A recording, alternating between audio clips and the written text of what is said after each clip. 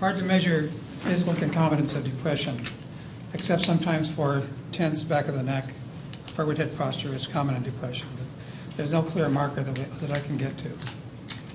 Your question, please? Do you loan it out to them? What? Do you loan it out to them for home use? Yeah. All right. Well, make a nice data sheet, call them in the middle of the week, ask how it's going, set a criterion, 10 practice sessions, and then call me up and I can see you again, something like that. Gold stars, give them more to read about it so they understand what's really happening, the health risks of poor HRV. There's ways, but if they're not really wrapped up in it, they're not going to do it. Others? Say a few words and see if they can hear you. Yeah, I have neck pain fairly frequently. It says he has fairly frequent neck and shoulder pain, which is the perfect time to have this assessed. Now up here is beginning the actual second-to-second raw data on a really sweet machine. And there's always a lot of jitteriness in a muscle because some muscle units are contracting while others are relaxing. Like a bunch of soldiers walking across a bridge and they have to break step because some are stepping down, the others are not stepping down. We don't want an oscillation in the bridge. And there's constant adjustment of your head as you turn your head to the right, this goes way up. As you look back to the front, it goes down. There, that's nice and low there. Now you can't see the Feel feedback. better already. They can see the, why not Yeah, switch you it? can, yeah, you can Okay, turn how's that way. Make sure that the ground is actually staying flat on his neck as he turns. Okay. All right. And sometimes when I work with an individual, I'll have the sound on, so they can have an auditory signal too and close their eyes. This shows the heart rate. And if you keep that down low, all you can see is the heart rate. That's a strong muscle contracting. But in between heart rates, it goes very low, down to, what's that number? About 2. Yeah, so the line is at about 2. Yeah. And we want That's a below good that. baseline for you. See what happens now if you imagine you're hunched over at a keyboard and you're looking at the monitor in front of you. He didn't move his head much, but it's up over 15. Just imagine. Well, yeah, he's moving his head a little bit like that. Now bring it back. Press down to 2 again. That's good. Okay, now look at something. Take a look at this. Move your head just an inch forward. See? Goes right up. That's almost imperceptible movement. Yet it causes a massive increase in muscle tension, which you can barely feel, right? Okay, now bring your head back to balanced position. Relaxed, and the spine is doing the work, not your muscles. Goes right back down. But so far we haven't done anything with your hands. Now imagine that you're typing. Keyboard in front of you. Lift your hands and start typing. See? It's 15 to 20 microvolts compared to 2 or 3. And he looks pretty calm. There's no keys there, but just putting the arms out of space is enough to severely stress these neck and shoulder muscles. So I'll show you a trick now. Bring your elbows back like this. Drop your shoulders.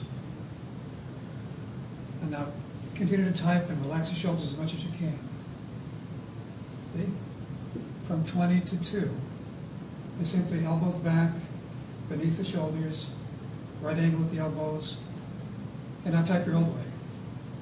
The way you used to, before I showed you that. See? Back off the screen now. A slight change. That's ergonomics. Elbows back, shoulders down, type. You can show that to someone in 5 minutes and they're sold, especially if they have neck and shoulder pain. Try a mouse now. Here, right mouser. That's right side. Here, put your left hand down so it's not contributing to tension. Now that's with the mouse. It's 15 to 20. Now relax your arm, drop it down. There. Almost perfect. It's stuck a little bit, then it came back down to where it should be. So when you're using a mouse, it's really important to not have your hand held there if you're thinking. wait until you're going to move the mouse or click something. Otherwise, keep the hands down. It gives them a rest. If you hold the hands up, you're anticipating a movement. Your shoulders are participating in that, participating in anticipation, you know what I mean? That's great. Okay, so I improve my point with the muscles. By a slight change in body awareness and body posture, you get a big reduction of muscle tension. Now you could learn to feel that, just a subtle sense, maybe 5 to 10% of sensation in your neck.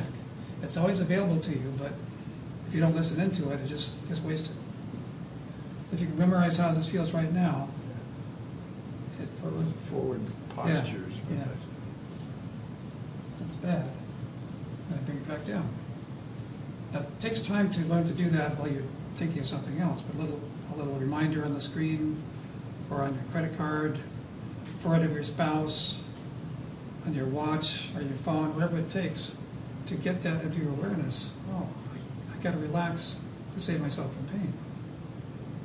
It's a quick little fix. Now let's switch to skin conductance. Get out muscle. Get to skin conductance, as you may know, is a sweat gland activity. It seems to be evolved in most mammals to help grip.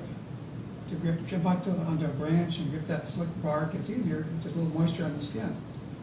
If you're barefoot running on smooth rock, you have a better grip if there's slight moisture on the soles of your feet. We don't come with manuals, so nobody knows if that's true, but it sounds good to me. Now that blue line is skin conductance. And it really has no cycle to it. There's no rhythm, no heart rate. It's just high, medium, low. The lower it is, the more relaxed the person is, except that it does seem to be a rhythm. So it might be, maybe you're moving your hand. Are the sensors on your left hand? Or right hand? Okay. Try to have your hand very still, completely limp. Now, if that were a muscle monitor, that would go right down. But it's monitoring his emotions now, his emotionality, let's say. It's 17, 18, rather high, but he's volunteering. He's up in front of the whole group. He's a guinea pig, so it's not a relaxing situation. Can you change the scale so it's centered? Heather? Yep. Also notice the position of the hand temperature.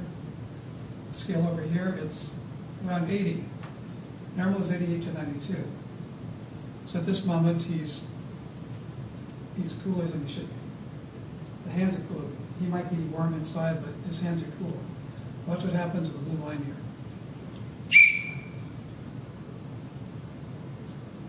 At 2 seconds, it comes up a little bit. Not much so. Yeah.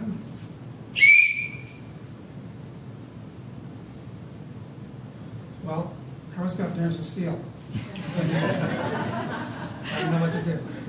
How about this? There it goes. There may be a ceiling effect. He's already at 18. Normal is around 4 or 5. In a situation like this, I might expect 7 or 8, but not 18. So it might be you just know this about yourself, that your hands sweat easily. So it's a ceiling effect, meaning Caffeine? hard to get higher. That would do it too, yeah.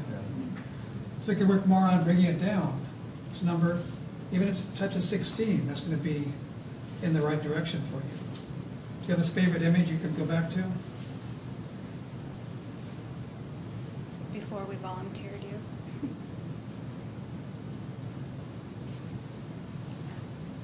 Focus on your breathing. I'm going in the wrong direction. Yeah, well, Heather said before we volunteered you. Sabotaging. That's it. Feel your arms getting heavy. Relax your jaw. Enjoy your breathing. You might feel your whole body doing its part to let go because there's no danger.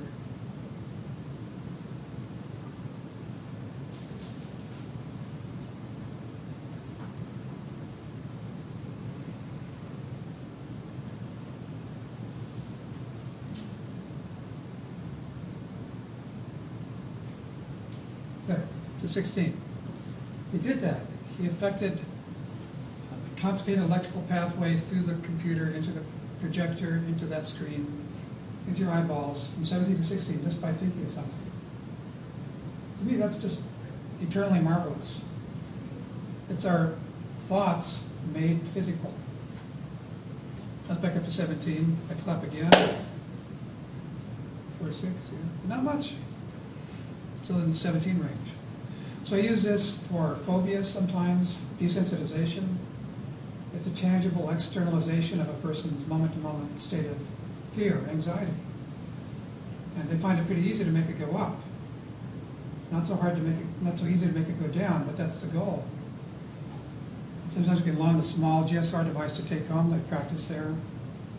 Other times they just practice different relaxation exercises. They come in and say, I think I can get down to 10 now. And if they can, that's a victory. There's no psychologist saying, I think you're tense. You should learn to relax. Well, says you. You can say, you've been at 15 for 3 weeks and now you're 12. Good work. You're more calm. Do you feel more calm? They'll feel calm just because they complimented them. But help us more than that. Okay.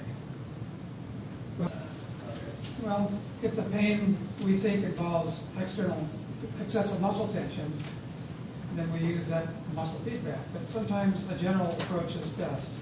No matter what the pain is, it's still a ramping up of the sympathetic system and excessive stress, hypercortisol, things like that. They just need to calm down any way they can. And a lot of things will get better. Muscle tension can be on a reflex circuit.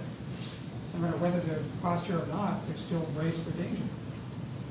So a very general approach is fine. Whatever you can do to get the person to feel safe for 1 minute. Well, since it involves so much learning and attitude and psychological variables, it's more than just relaxing a muscle. It's getting to the part of the brain that does relax the muscle. And I think they may feel out of their element working in that realm. But some do. Some of the best research in feedback and muscle tension posture is done by a combination of physical therapist, psychologists in the same head. It's a marvelous combination. Okay, time to take a deep breath and say goodbye.